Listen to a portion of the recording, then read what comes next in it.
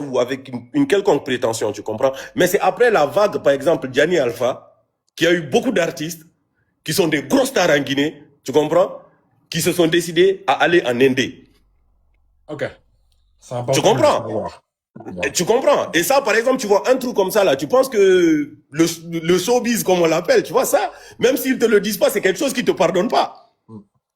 Tu comprends ce que je veux dire? Parce que quand tu trouves un producteur qui est en train de gérer ses artistes et tout, et toi tu viens, tu traînes avec les artistes là tous les jours, matin, midi, soir, mais les artistes là, ils voient que par exemple, au fait, tu ne gagnes pas forcément plus d'argent que eux ils gagnent, mais tu vois, tu prends le courage de dire non, écoute, moi je monte mon propre label, moi je suis mon propre producteur. Tu comprends non, ce que je dis? Écoute, moi, mon manager et moi, on est ensemble, on monte, on descend ensemble. Quand on part à rendez-vous là, on part ensemble. Quand on doit signer les trucs là, on signe ensemble, tu vois. Il y a des choses que je comprends pas, il va m'expliquer. Il y a des choses qu'il comprend pas, je vais lui expliquer. Tu comprends? Quand tu fais ça, dans un milieu où justement, où tout le monde est sous couverture, tu comprends? C'est qu'à un moment donné, sans t'en rendre compte, tu sais, tu provoques des révolutions. Tu vois? Et dans cette période, Gianni Alpha, tu vois, parce que comme je te dis, moi, dis-toi que j'ai sorti mon premier album en 2012. Tu comprends? Et mon deuxième album est sorti en 2015. Pour comprendre ce dont je suis en train de te parler, regarde juste le nombre d'artistes que tu connais.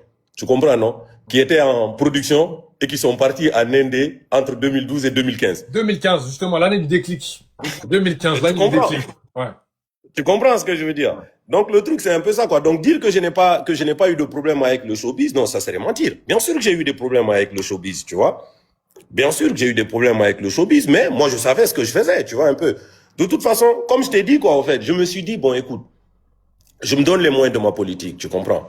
Je vais faire mon truc, tu comprends. Écoute, si les gens ils veulent pas, par exemple, sous prétexte que non, tu t'entends pas avec moi, non, tu ne m'aimes pas, non, tu trouves que je suis arrogant, non, tu trouves que je suis impoli, tu vois.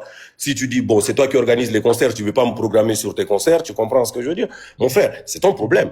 Moi, je vais trouver le moyen d'organiser mon propre concert. Peut-être que je peux pas faire un concert au palais, mais je vais aller organiser un concert dans une maison des jeunes. Tu vois? Peut-être que je peux pas aller jouer à la plage de Rock Banet, mais je vais aller faire un concert au CCFG. Tu comprends? En tout cas, je vais faire vivre mon truc. On est d'accord que l'idée dérange, la mentalité dérange. En fait, c'est ça. Toi, c'est une question de mentalité. Tu viens avec ton truc, en fait, tout est carré, comme un rappeur indépendant français ou qu'on peut voir ici en Occident. Bah, ça dérange parce que, je sais, avant de rentrer en Guinée, t'étais dans quel pays précisément? Parce que j'ai l'impression que ce côté-là, ça vient pas de la Guinée. Au Sénégal. Au Sénégal, voilà.